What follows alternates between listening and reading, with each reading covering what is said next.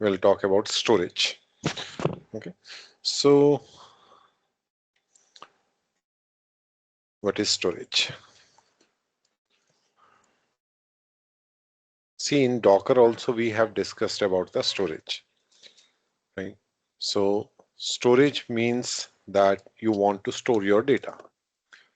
Okay? Storage is to store your data for your application, for your pod, right?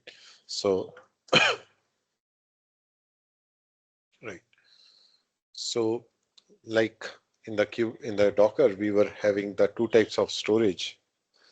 Similar way, we are having two types of storage in Kubernetes also. So Kubernetes is having its own persistent and non-persistent volume. Okay, it uses its own storage instead of container storage. So uh, let us understand that one. So whenever we go inside a pod, so we are going inside a container. Okay, and if I delete that pod, then container also get deleted. But if I delete the container, pod is not deleted. When you delete the container in the sense, for example, you are updating with a new Docker image. So the old container will be deleted and new container will be created. So in that case, what about the storage? So if you delete the container, so by default, um, the data which is stored inside the pod, it is storing inside the container only. Okay. So when you delete the container, then that data also get deleted. So in that case, definitely it is non-persistent. So that is one case, non-persistent.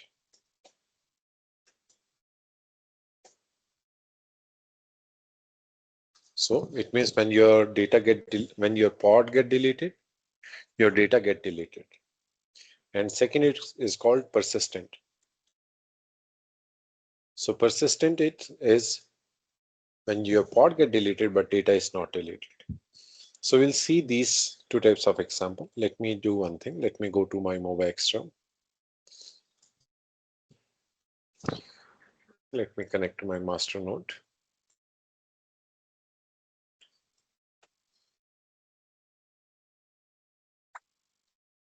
And let me connect to my worker 1 also and worker 2 also.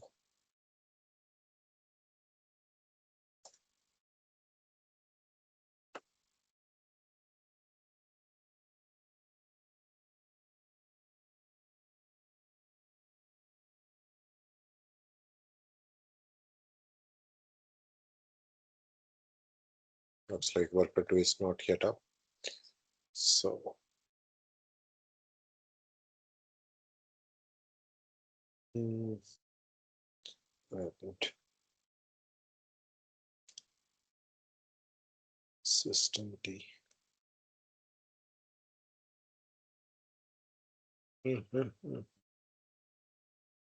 Something wrong. Issue of the logical offset 16 max block. Issue of data will be most likely to.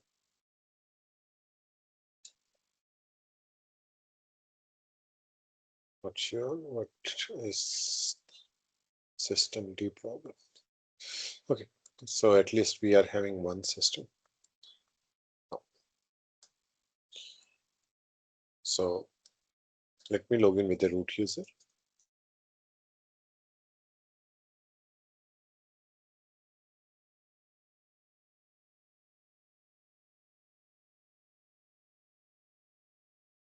Right. So now, first thing we need to do, let me clear the history. I have also created one more playlist.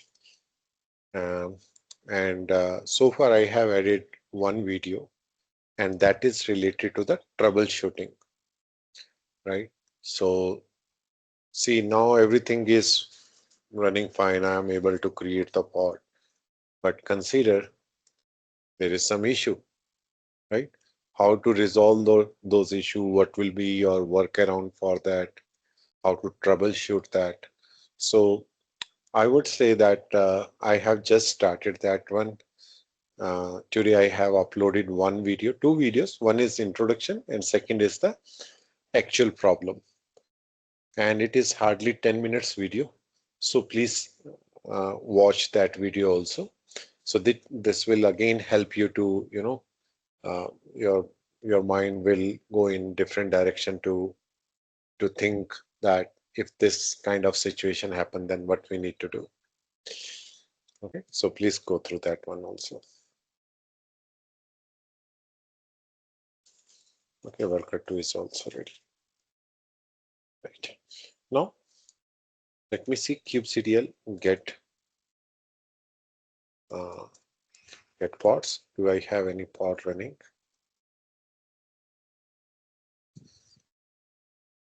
Actually, first we need to run the command which is kubectl get nodes to see all the nodes are in the ready state.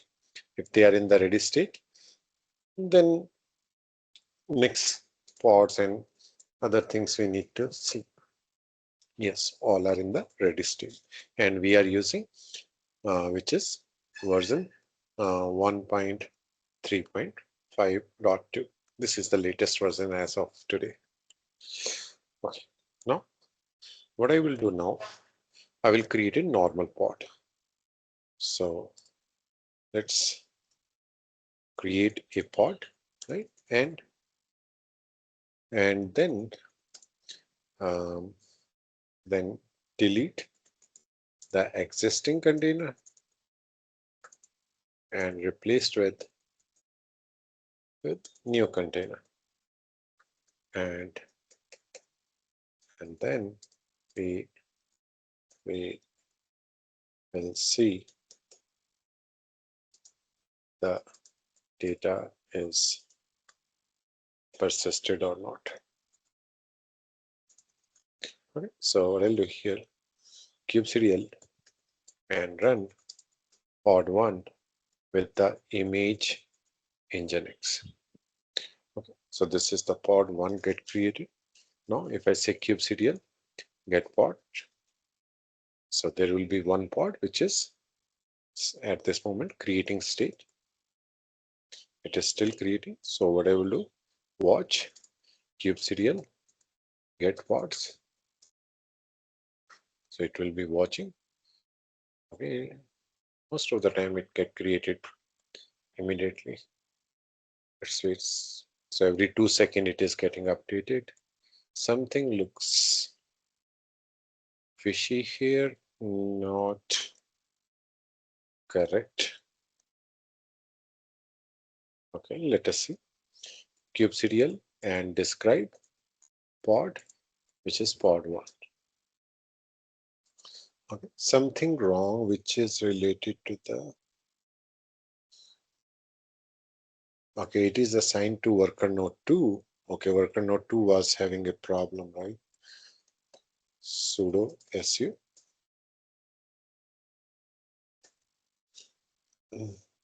So there is something wrong on worker node 2. And what is wrong? It is saying the sandbox unknown description set up the network. Okay, something wrong on the network. So what I'll do, let me check the IP address of this machine. This is having 192.168.0. And let me see the IP address of worker node 1.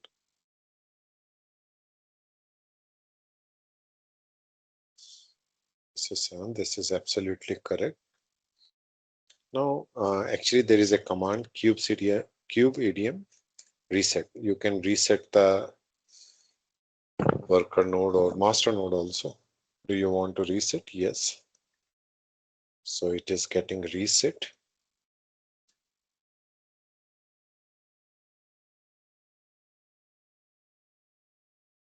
Okay. So I have some troubleshooting steps also here in my GitHub repository if such kind of situation happens.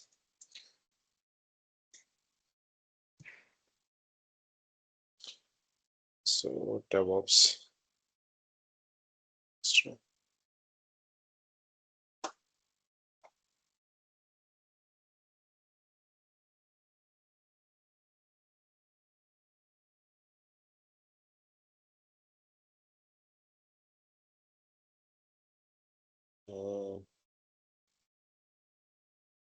Reset your cluster.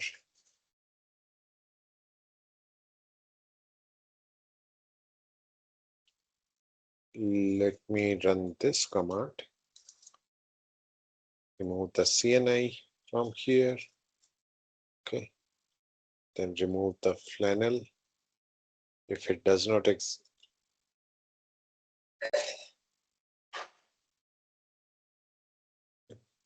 remove the old network interface. Restart container D. Done. Restart kubelet service. Done.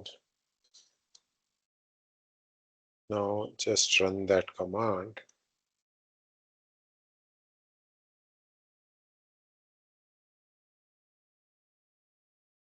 Now if I go to master node, kubectl get nodes. Okay, worker 1 and worker 2 both are not in ready state.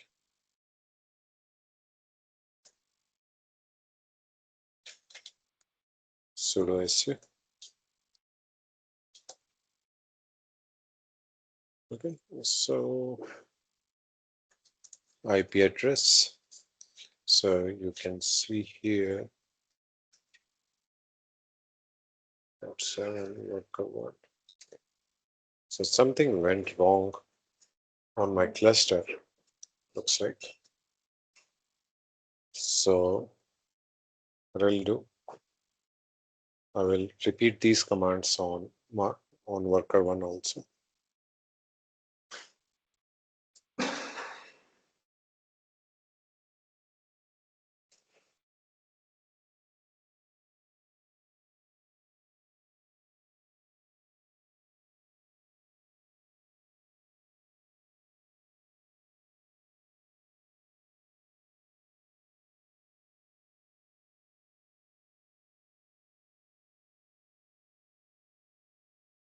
So join command is, let me get that join command. Kubectl or print join command Kubernetes.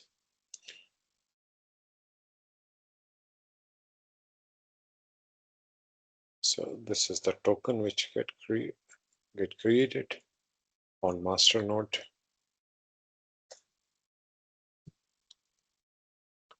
Okay, I'll copy this command and I will run it on worker 1 as well as on worker 2. Okay, so this is fine.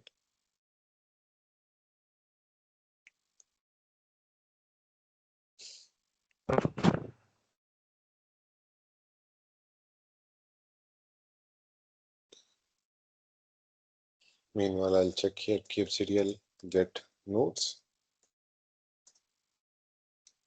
Worker 2 is also not in the ready state.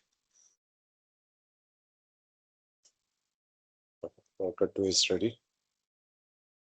Okay, here there is some error. I'll say kube adm reset.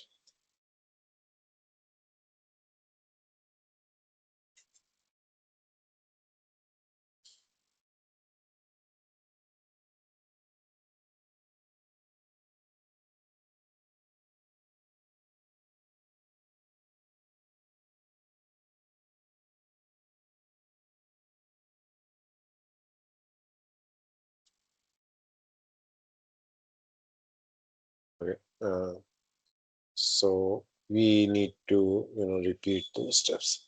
Actually, on premises or our own setup, this is the issue which we sometimes face.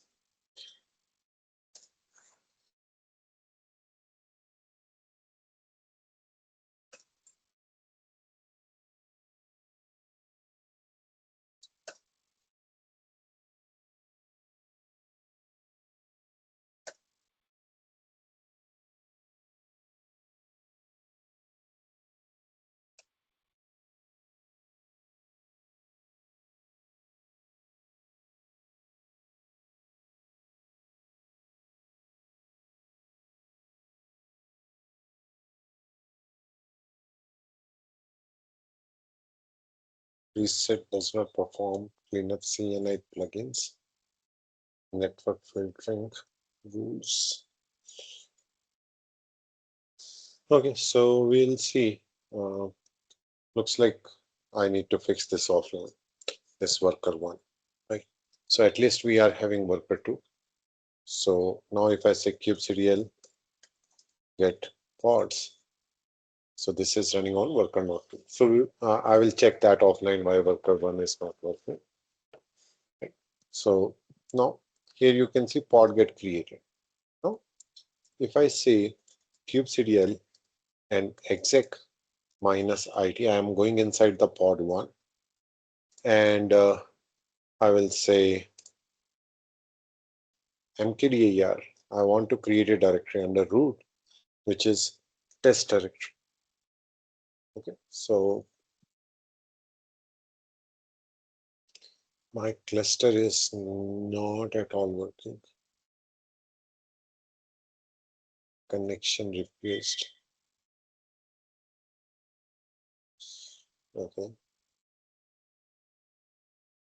Internal error for sending the request to this.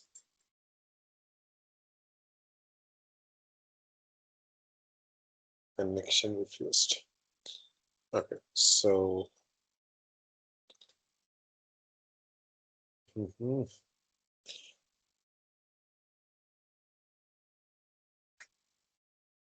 Civilian reset.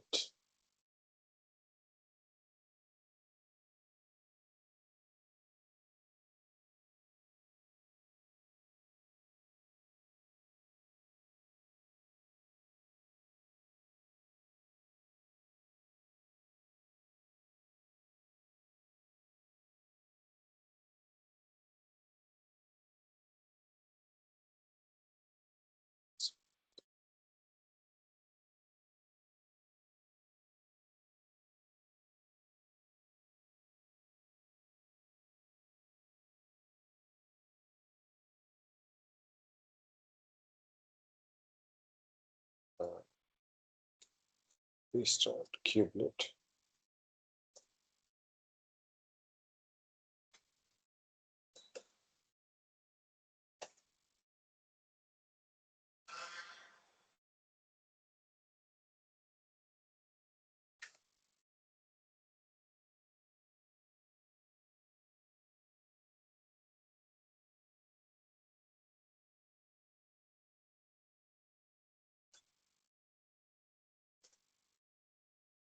Okay, this is in ready state, but it is not working.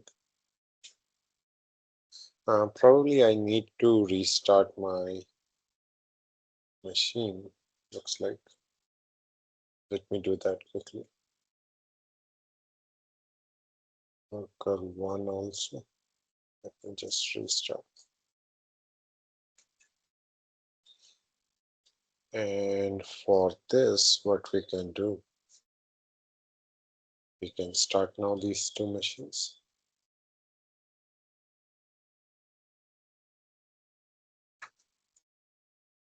Because Kubernetes depends upon so many things, especially when we set up for our own environment. So right. So let's see once it's come back whether it is working fine or not. But meanwhile, what we can do, we can run our pod on worker node or master node.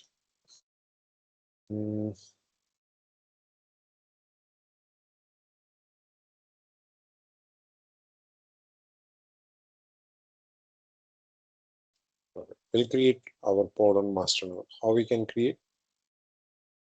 I will say kubectl and delete pod. I will delete that pod, just pod 1.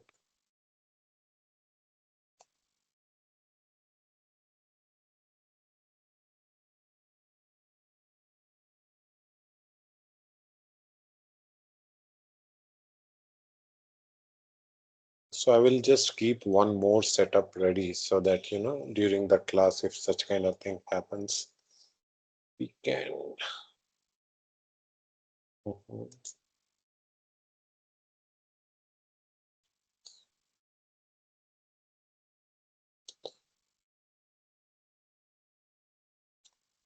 This is fine.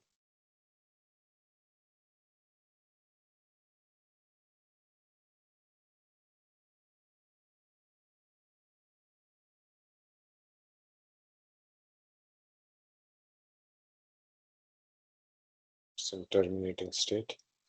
That is fine. So I'll say kubectl and run, which is pod 2 with the image nginx. And what I will do, I will put it into a file, say master pod.yaml file. I will put it on the master pod. Okay. Now, if I open this master pod.yaml file,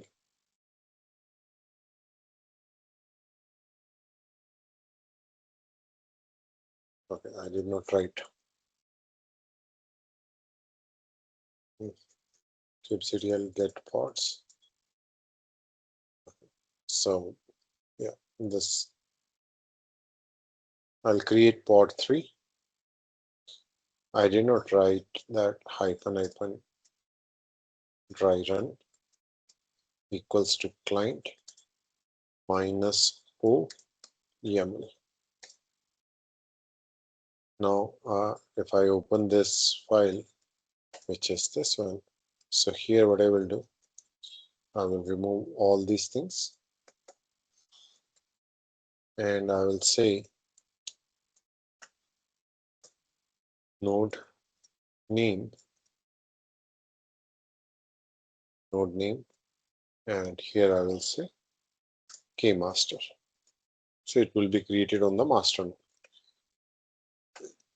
Now, if I say kubectl create minus f master pod.yaml file.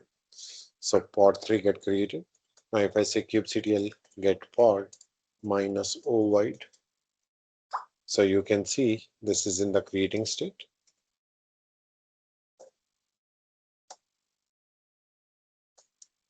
Okay, so if I say kubectl and describe pod 3, some error, it's like, no, it is running. So now get pod, so it is in the running state. Okay? So my master node is working fine. So now what I will do, I will go inside this pod.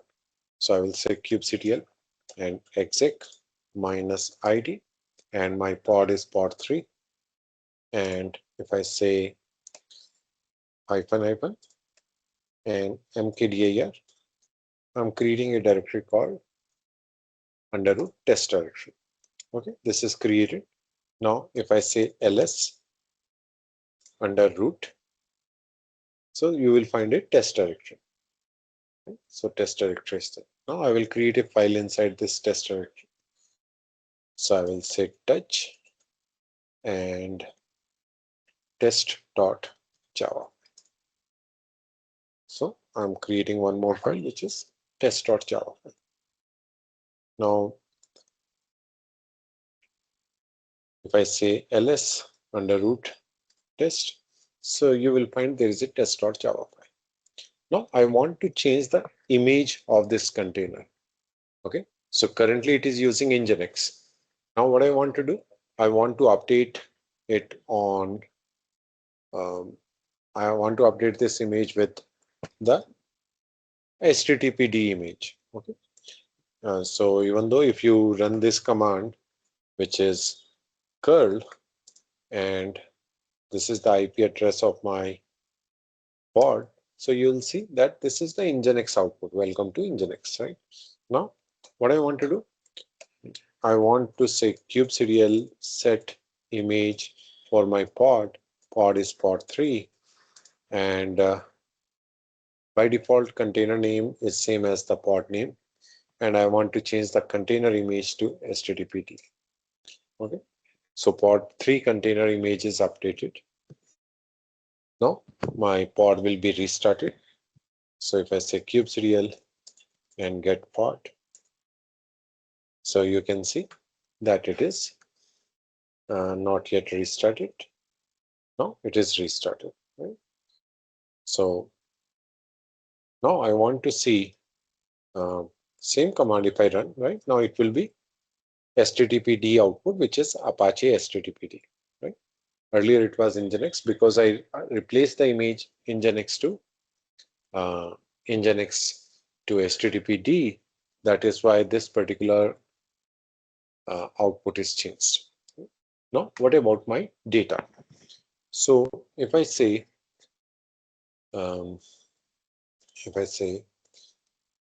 same command if I run, so see, there is no test directory because that directory I have created inside the pod and pod has created inside the container. Okay? So container storage is used, right? So now, basically what happened now, that container is deleted because it is replaced with httpd and my data also get deleted. That is why I don't find that that test directory. So it means data is non-persistent here, even though we are replacing the image. Okay, but pod is not deleted. Pod is, we use the same IP address to access our application at port number 80. So this is the default behavior of the container or default behavior of the pod. Now there is another concept which is called empty directory. So empty directory is storing the data on the basis of pod level, not on the container level. Now, if you replace the container, your data will be not deleted. Okay. Consider you are having two containers inside a single pod, and you want to share some data between these two containers. Consider one is pushing the file into that directory, and other is picking up the file from that particular directory.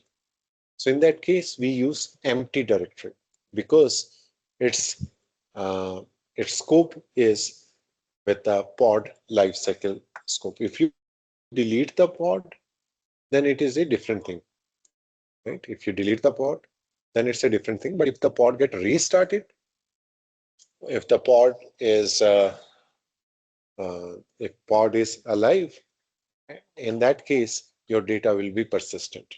So let us see that. So what I'll do here, let me see, my other nodes are up. So other nodes are not up. These are up, but you know, Kubernetes, these are not working as a Kubernetes. There's something wrong in worker 2 special. Okay, so sudo su, right? And if I say kube adm reset,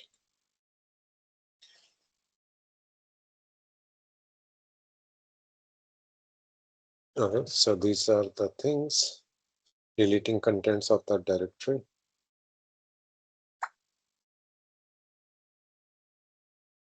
Failed to destroy the network sandbox.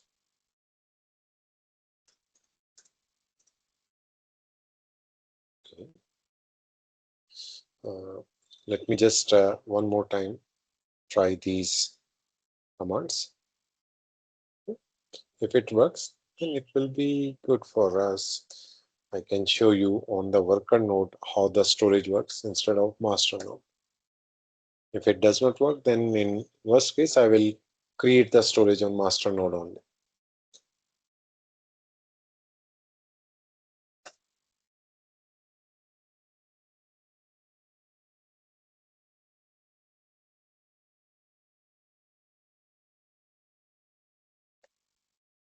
Okay, everything gets restarted.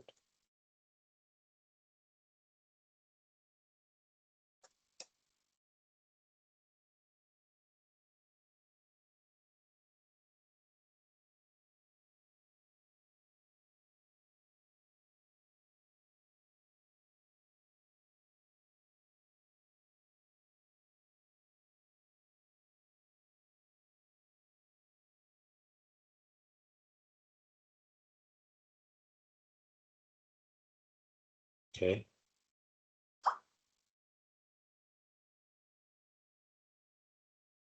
So now let me see. kubectl get pods, get nodes. Okay, worker 1 is in ready state, it is showing. That's cool. So now if I create a normal pod, kubectl run pod 2, pod 4 with the image nginx, kubectl get pod. So pod 4 is in the creating state.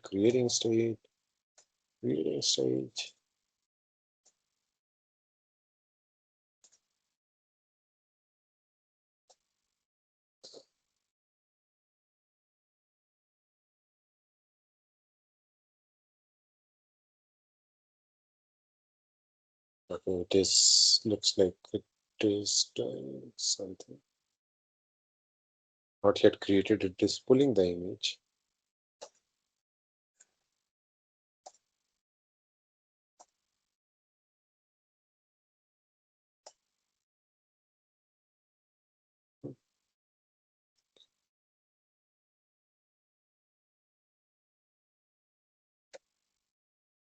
Oh, it is pulling the image, but it is not able to pull the image. Looks like, but it is not showing any error so far. It is taking bit. Oh, successfully pulled the image. That's good. Now it will be in the running state. Okay. Now let me try to go inside this kubectl exec minus id pod 4 hyphen mkdir/test. Let us see whether it allows me. Okay, that's cool. So worker 1 is up. So what I will do, I will delete this pod 3 and pod 4. kubectl delete pod and pod 2, pod 3 and pod 4. I will delete all these pods. Okay, worker 2 is giving some issue. That I'll check. Okay. Now, empty directory. So basically, what is empty directory? As I mentioned, this will be having a scope on the scope on pod level, right? Empty directory. It creates when the pod starts, deleted when the pod is deleted. It survives the container restart, but not the pod deletion, right? So it will be survive if the container get deleted. So let us do one thing. Let us use this code. Okay, let me copy this code. Now let me go to my cd manifest. Now here I will say vi empty directory dot YAML file. Okay. So what I'm doing here, I'm creating a pod. Name of my pod is my pod. It is using the Docker image nginx for my container. Container name is also nginx. Now here I'm using volumes. So volume type of name of the volume is my volume and type is empty directory. So you just need to define empty directory like this. So what it will do, it will keep your storage on the pod level. And here you can see there is a mount option. So this volume mount means within the pod or container, it will have a directory called my app. If it exists, it will point to that one. If it does not exist, it will create an empty directory. And the name of the volume, this volume is mapped to this volume mode. Okay. So now let us see how it works, my pod. So I'll save this and I'll say kubectl and create -f empty directory.yaml. So this is created. Now let us see where it get created. kubectl get pod -o and white. So this is in the running state on worker 1. Now my worker 2 is that looks like. Okay. So this is running on worker one. Now what I will do, I will do the same activity. I will go inside the pod, and here we have mapped this directory, my app directory, inside my container, or inside my container, which is mapped to my volume, which is empty directory volume. So we will repeat the same step to create a file inside this. So I will say kubectl and exec -id. My pod name is my pod --. And if I first want to check, is there something inside my app directory? So this is empty directory. Directory exists, but there is no file or folder. So what I will do, I will create a file here. I'll say touch, and I will say the file name is my app.java file. Okay. So I'm having this my app.java. Fine. Now, if I check now, this is there. Now my container name is Nginx container. So what I will do, I will do the same activity. I will replace Nginx with HTTPT. So I'll say kubectl and set image for my pod, right? And I want to update set image for the pod. We need to mention pod, which is my pod, and which container, Nginx container. I want to change the image to HTTPD. Right? Image is updated. Now my pod will be restarted. Right? So you can see pod got restarted. Right? Pod got restarted. It means what? Now it is running with the, if I say curl and this, so it is running with the Apache application. Earlier it was Nginx application. Now the thing is that, what about the data? My app.java file. So I will use the same thing. See, my file is there. Even though my container got deleted and it is replaced with another container, but my data is persisted. So this is how empty directory works. But its life is until your pod get deleted. If container get deleted, it won't make any impact. But if the container is if the pod get deleted, then this data will be deleted. Do you understand this concept? Yes, sir. And how it is different from the default behavior of the pod. Yes, if you don't have the empty directory, then your data will be deleted. But now we are having one directory called my app directory, which is pointing to the empty directory. And this information you can check in the describe command also. For example, if I say kubectl describe pod, which is my pod. So here you can see there is a volume. Name of volume is my volume. Time is empty directory, a temporary directory that shares the pod's lifetime. And after pod deletion, then this data will be deleted. So as I had given you some other example that there are multiple containers and both want to share the same data, then this is the right choice. Right. But again, it is under the non-persistent because we are having a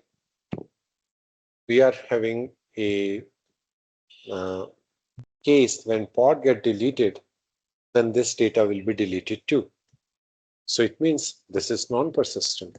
We want, if the pod get deleted, data should be persisted. So this comes under the non-persistent category. So if I say kubectl and delete pod, which is my pod, right? So now this is deleted and that data is deleted too. Worker 2, what you are doing? Okay. Now, next thing is that how we can persist the data. So one option is that host path volume. So this is the persistent volume. So what is host path? Host path is basically you are saying, okay, wherever the pod get created, either on worker 1 or worker 2, on that machine, you can create one directory and keep my data into that directory. So now the data will not be stored on the container level or pod level. The data will be stored on the machine level. So if your machine get deleted, means corrupted, or that directory is deleted, that's a different thing. But your data will be persisted even though your pod get deleted. Okay, so this is creating a directory on the host machine, right, and where your data will be stored. Now we'll see. I will say vi and hostpath.yaml file.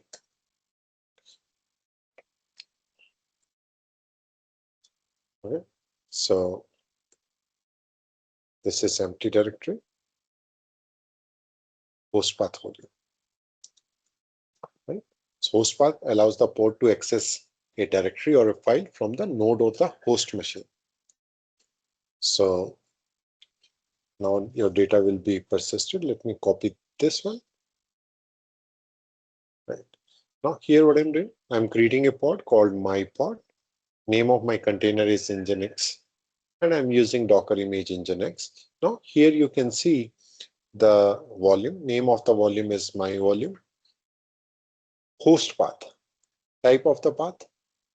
This is the type of the path. Means in wherever this pod get created, in that there will be a data directory under root, and under that there is a my app. You can give any path. Okay. Directory or create. So what it will do, it will, if this directory does not exist, it will create that directory. Now, this particular volume is named as my volume, and I'm mapping it with container my app directory under root. So let us see. Let's save this. Now, if I say kubectl and create -f hp.yaml. So this is created. Now, kubectl and get pods. So pod 1, I should be running on worker 1 because other worker is not running. Get pod -o void. So it is running on worker 1. So if I go to worker 1 now, and if I say ls root my app, what is that directory?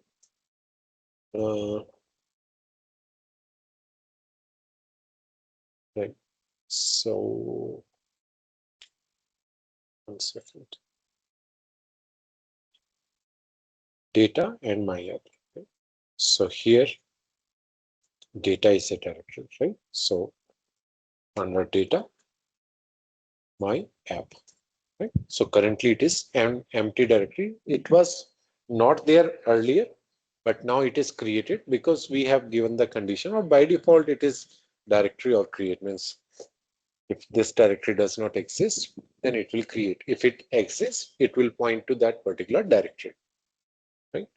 Now, if I go inside my pod, so here we can also run the command kubectl describe pod and my pod.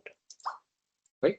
Here you can see volume, my volume, type is host path, and it is mapped to this particular path of your host machine. Right. So right. So now I want to, and our mount point is my app. Right. So this is my mount point. Right. So now what we will do here, we will go inside our pod.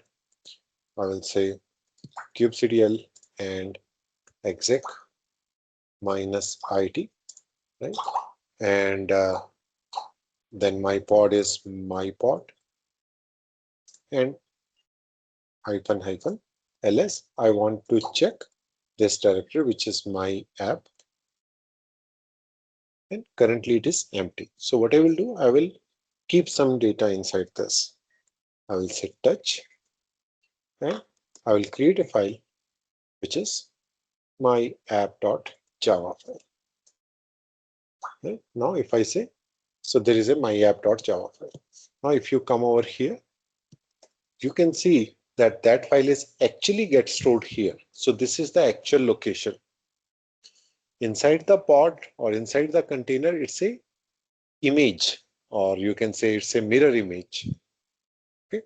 So, but this is the actual location. So if I go and, if I delete it from here, it means if I say rm and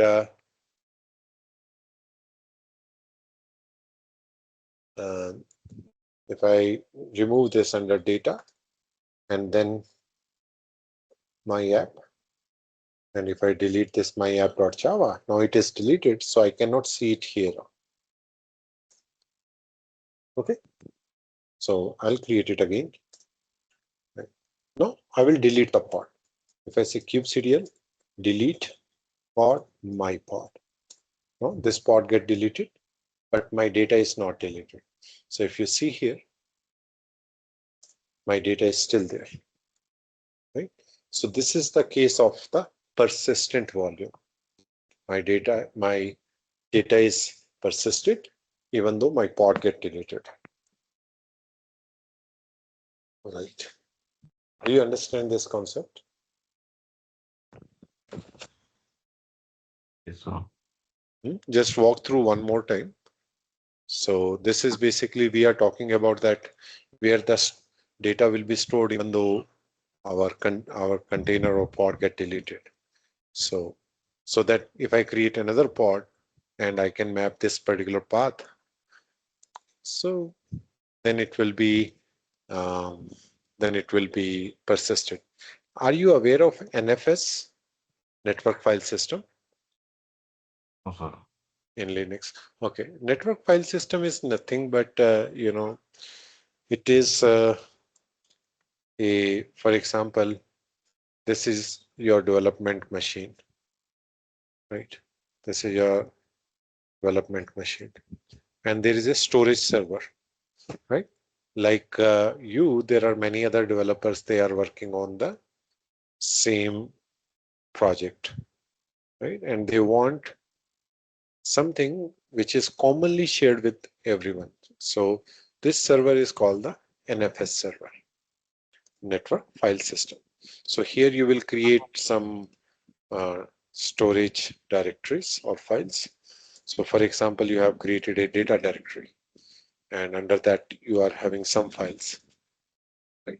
So now these files you want to share with these people. So what they will do, they will mount this to the network file system. Okay, so both are pointing. So now how it is useful in our case, you just on each and every system you can create one mount point which is mounting to this particular directory, right? Now consider your pod get created on node 1 today, and now you have deleted the pod but data is on this machine. But now second time when you created the pod, it got created on other machine, but my data was here earlier. So then what I will do, instead of specifying the directory which is on in node specific, I will give the mount point which is pointing to this particular directory. And because it's a centralized one, so even though my pod get created on this particular worker node 2, right? It will also pointing to the same NFS directory. So that way, it does not matter where the pod get created. The storage or your volume or host path volume is pointing to the one directory all the time, which is the NFS directory. Okay. So that also we can do. Because this kind of question is commonly asked when I take this storage especially.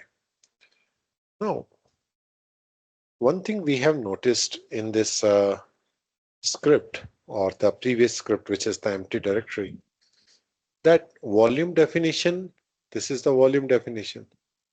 Right? So volume definition is inside the pod definition.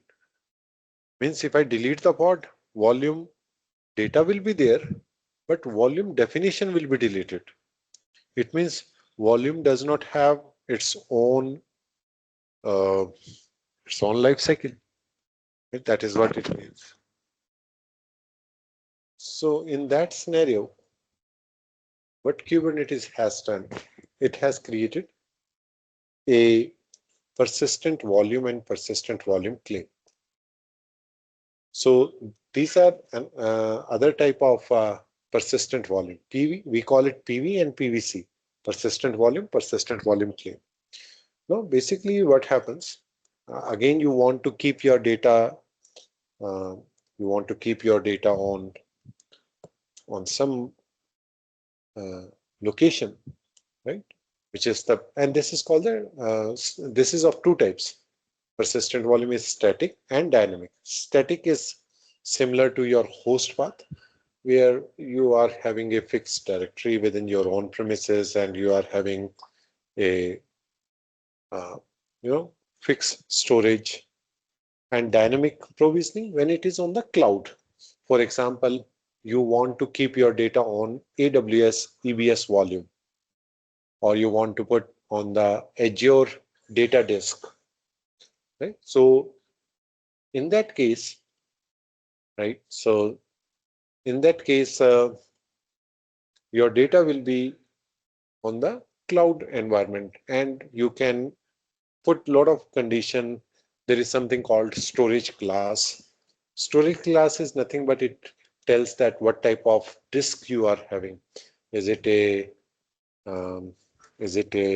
GP2 disk, GP3 disk? What type of disk? So those kind of storage also we can decide on the cloud based, right? But because our environment is on-prem, or we have created locally, so we will talking about the static provisioning in persistent volume, right? So now here there are two components. One is called persistent volume and one is called persistent volume claim. And then we will have the pod. Okay. So persistent volume is a definition of the volume, which will tell that what is the capacity of the volume is. Okay. Capacity. For example, you are saying that it will be 1 GB, right? 1 GB.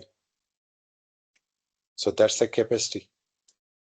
We can also define something called access mode. So there are different access mode. One is read only, since you want to keep your volume as read only, right? So you cannot perform the write operation. I want to read write once. It means at a time only one node can update it, right? So that is read write once. Read write many means multiple nodes. Read write many. It means multiple nodes can update those volume at the same time. Consider there are two pods which are running on two worker nodes, and they want to update this volume. One is adding file 1, other is adding file 2. So they can do if it is read write many. Right? And this is the definition. Now this definition is consumed by the persistent volume claim, PVC. So what persistent volume claim will do? It will request within this capacity the volume. For example, it is saying I need 800 MB data. So it will be bound to this persistent volume, One persistent volume is bound to one persistent volume claim. And then this persistent volume claim will be used by the pod. So pod will be using this. So this is the life cycle. And persistent volume also deciding one host path where your data will be stored. So let us see this practically. So if I go here, and what I'll do here,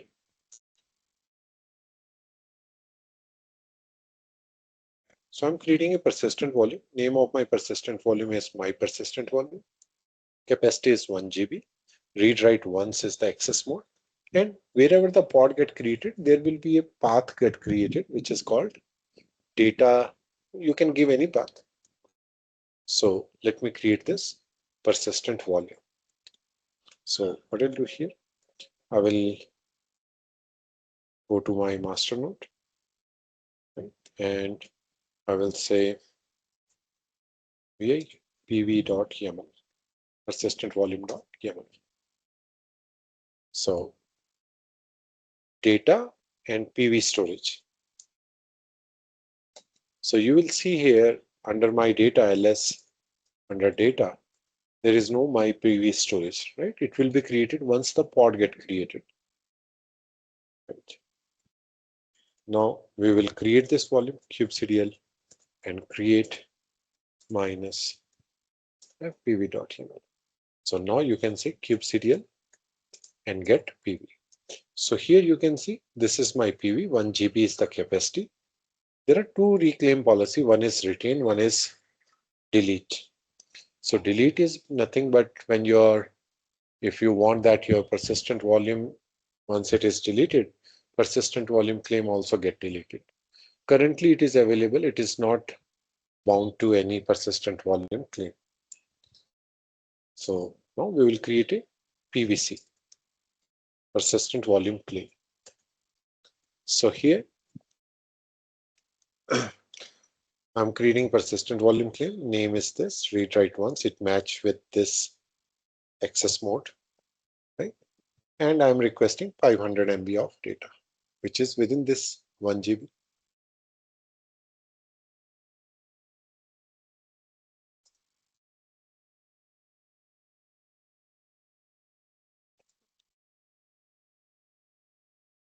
Create it, kubectl and get PV, PVC. So now you can see it is bound. Earlier it was in the available stage. Now it is in the bound. Bound with what?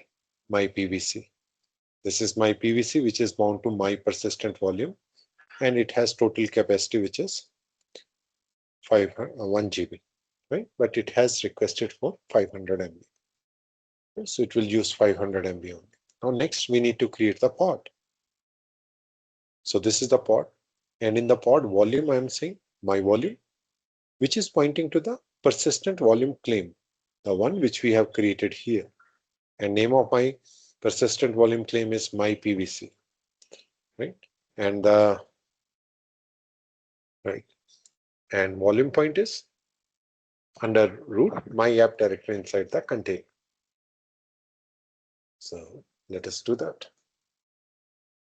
Now I will say vi and my pod .yaml.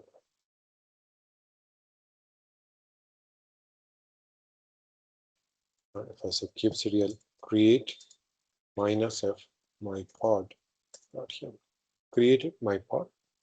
Now if I say kubectl and get pods, so you can see my pod is in the running state. Now if I say kubectl and describe pod, which is my pod, right? So here you can see created, and here you can see volume, my volume type. It is a persistent volume claim, a reference to the persistent volume claim under the same namespace. My PVC, okay, it is pointing to this. So it means the data will be stored where? Data will be, so see where this pod get created. In our case, it will be on worker node 1, but if you are having multi worker nodes, then it will be created because we have specified the path. Right now you can see PV storage directory also get created. So it means if I go to if I say kubectl and exec -id, name of my pod is my pod. And if I say -ls and under root my app, so my pod, right? So this is empty because this is empty. PVC, PV,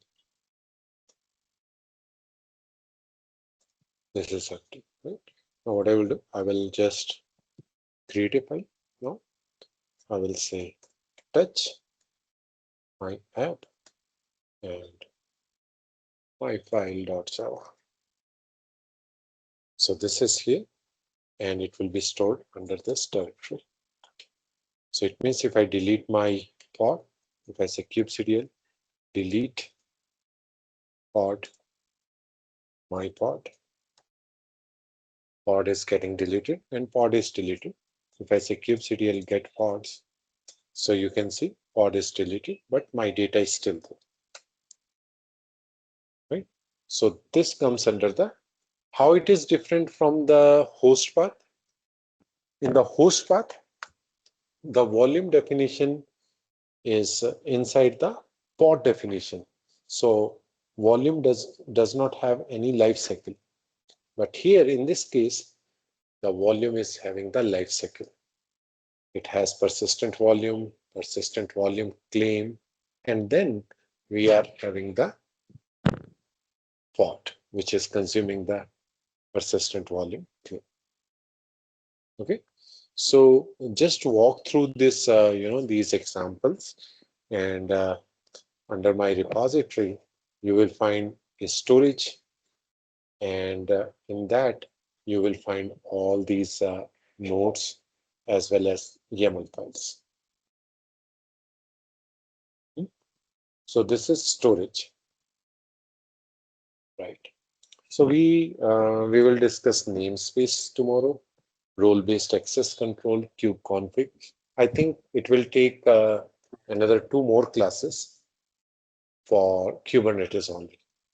No worries, sir. Yeah. So then we will discuss about Prometheus and Grafana also. So maybe tomorrow is Thursday, right? So So Friday, when will we Saturday. discuss Jenkins? Oh, it is still far. After that, we will discuss the Ansible. Okay. After this, then we will discuss about the Terraform. Then we will discuss about the Jenkins. So yeah. All right. So I think the storage part is covered in today's lecture. And tomorrow we are not Day after tomorrow. having day after tomorrow. We will discuss about the namespaces and role-based access control. Sure. Thank you. Thank you.